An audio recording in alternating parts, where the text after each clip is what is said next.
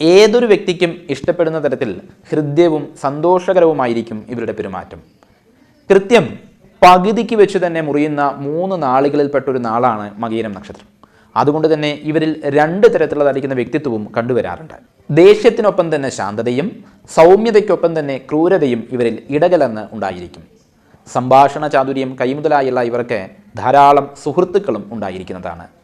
കൂട്ടുകെട്ടുകൾ നിമിത്തമായി ഇവർക്ക് ധാരാളം ഗുണങ്ങൾ ഉണ്ടാകുമെങ്കിൽ കൂടി ചില കൂട്ടുകെട്ടുകൾ ഇവരെ അപകടങ്ങളിലേക്കും എത്തിക്കും.